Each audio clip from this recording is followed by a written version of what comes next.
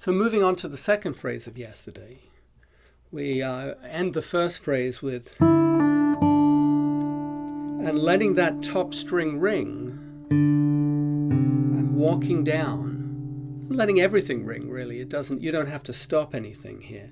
Moving down to the B flat. So I'm holding the B flat, playing the D on top, and then moving to a C chord. Now here's something that's really quite characteristic of DADGAD, that the melody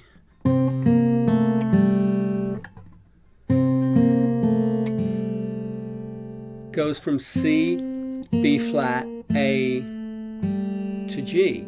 Now I could play it like this, but one of the characteristics of DADGAD is by having a G string and an A string adjacent, instead of going from C to B flat on the same string, I can go on adjacent strings. So here,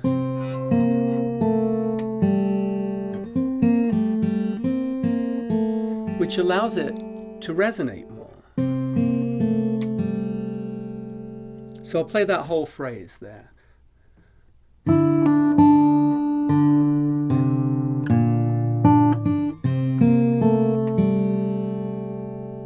And then moving on, we go back to the F chord, but the melody note is a B flat. So here, I'm adding the F grip underneath that B flat to give us an F sus,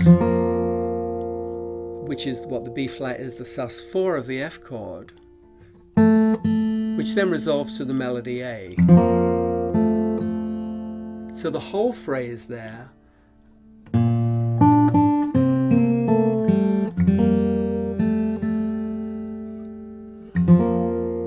now there's a choice you can make here. In fact, that G string, even though that's not a chord tone,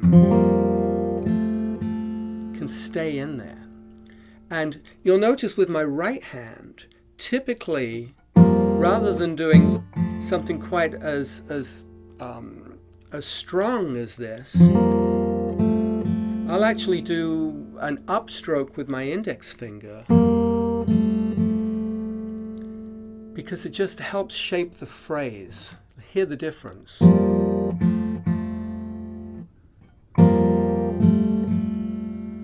Just for my ears, it brings out a little more of the voice to take that kind of approach.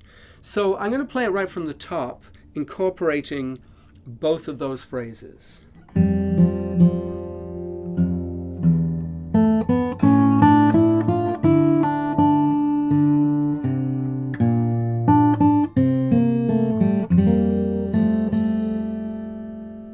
And then moving on, the next note, melody note, is a G. And then that moves down to a D. Now, I'm here on the F bass note. So when I play that G melody, because I'm going to a D bass note to go with that F melody note that comes up, I'm moving this through an E. So I'm going to do this, which basically gives me a C chord over an E, except there's no C in it, but I could add the C, but it just makes it too dense. It's nice and simple and clean. And then to the D minor here, the D bass note with the F melody note, and then to a G. And now this is another characteristic of DADGAD that you should be aware of, is what I call the G stretch. That because the G note, as opposed to in standard tuning where it's at the 3rd fret of the 6th string, now you have it at the 5th fret, which means that when you're playing anything that has a G bass note to it, you're either going to stretch with your pinky, in this case, or you're going to perhaps use your 3rd finger. For example, if I was playing a G chord, I could do it like this, or or I could do it like this. But we'll get to that in subsequent phrases. But for now, we'll look at this as being here.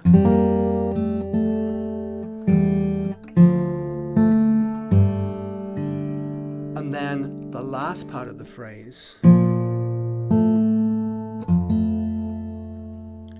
So that whole second half of it.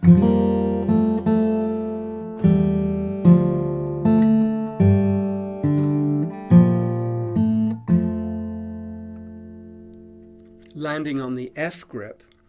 And I'll play the entire first phrase now. Actually the first group of phrases constituting the first verse.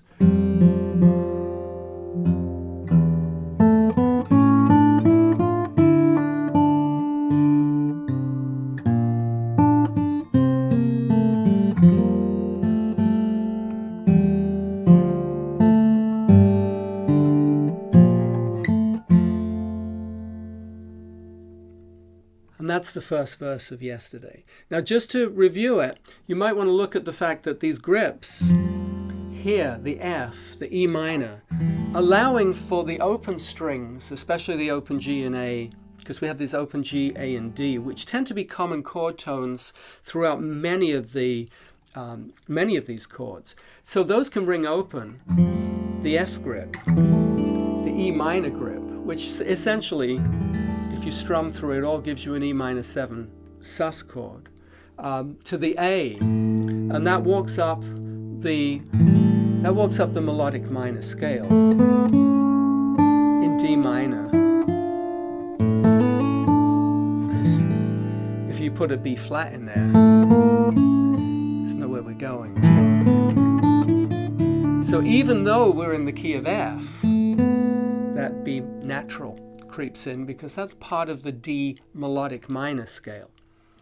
And then the D, there's a D grip which actually gives you an open, it could be major, it could be minor, it's an open fifth. And then the B flat. Now let's say I hold this down, there's a B flat, the basic B flat grip at the bottom with an open G, an open D, and an open A. Gives you a really cool, what I call a fruity DAG-GAD chord. It's a B major 7 with the 6, so you could almost call it a B major 13. And then the C7, or here, could be played like this. You play like a cowboy C shape, but in DAG-GAD, it actually gives you a C7 chord. And then the F sus, C over E, there's your basic D minor to G. If I fill that in, which we'll do later in the song, there you have a full D triad, B flat to F.